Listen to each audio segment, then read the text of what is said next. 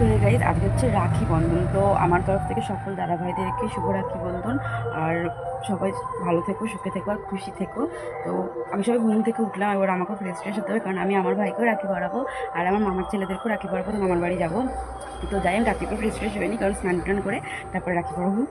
Guys স্নান টান হয়ে গেছে, এবার এটা হচ্ছে আমার ফাইনাল লুক। মানে স্নান করে একদম রেডি হয়ে নিয়েছি, এবার যাবো হচ্ছে মামার বাড়ি।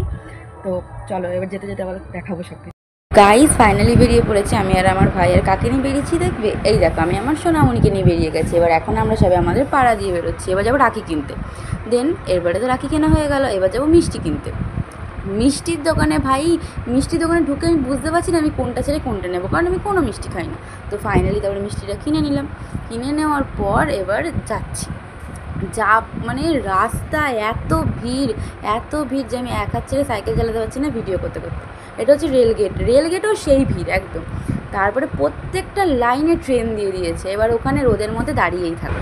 তো গাইজ ফাইনালি মানে আমি এত ভিড় ভাট্টা ঠেলে ফাইনালি মামার বাড়িতে চলে এসেছি।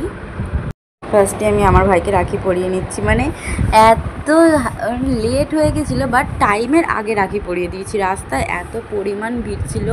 দেন সেরকমই তো রেলগেটও দেখালাম, প্রচুর ভিড় ছিল রেলগেটে। তার মানে প্রত্যেকটা লাইনে ট্রেন ছিল, ওইখানেই দাঁড়িয়ে থাকতে থাকতে সময় চলে গেছে। তাও মানে তাড়াতাড়ি করে আসার চেষ্টা করেছি, সকাল থেকে উঠে এত কাজ ছিল। তো প্রত্যেকজন রাখি বেঁধেছে, যত কটা ভাই আমার রাখি বেঁধেছে সবাই খেয়ে নিয়েছে গাই, সবাই। একমাত্র আমি উপোস করেছিলাম, ঠিক আছে। আর আমি উপোস করেছিলাম বলে আর মানে আমি না খেয়ে থাকলে আর কি আমার মাথাটা এমনিই গরম হয়ে যায়, সবসময় গরম হয়ে যায় আর কি অটোমেটিক, জানি না কেন। মানে আমার সামনে কেউ কিছু বললে আমার রাগ হয়ে যায় খুব, যদি আমি না খেয়ে থাকি।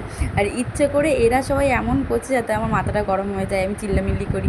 ইচ্ছে করে এরা শুধু আমাকে খচিয়েই যাচ্ছে। আমি এখানে রাখি পরাচ্ছি আর ওরা বারবার শুধু আমাকে মানে হাসানোর জন্য উল্টো পাল্টা বলেই যাচ্ছে আর কি বলবো। মানে সবসময় এরা আমার পিছনে লাগতেই থাকে, সারা বছর মানে আমার পিছনে লাগতেই থাকবে। এমনকি রাখির দিনটাও আমাকে ছাড়লো না গাইজ, রাখির দিনেও আমার পিছনে এরা পড়ে আছে। মানে কি বলবো ভাই, তোরা কি আর আমাকে একটু শান্তিতে থাকতে দিবি না, সবসময় আমাকে এরকমই জ্বালাবি?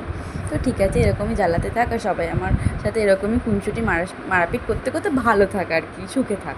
এবার এটা আমার দাদু। তো দাদুকেও রাখি পরালাম। রাখি পরবে না, আমি জোর করে রাখি পরিয়েছি, কারণ দাদুও তো আমার ভাইয়েরই মতন, ভাই না হোক কিন্তু খুব ভালোবাসি দাদুকেও। তো নমস্কার করে নিলাম।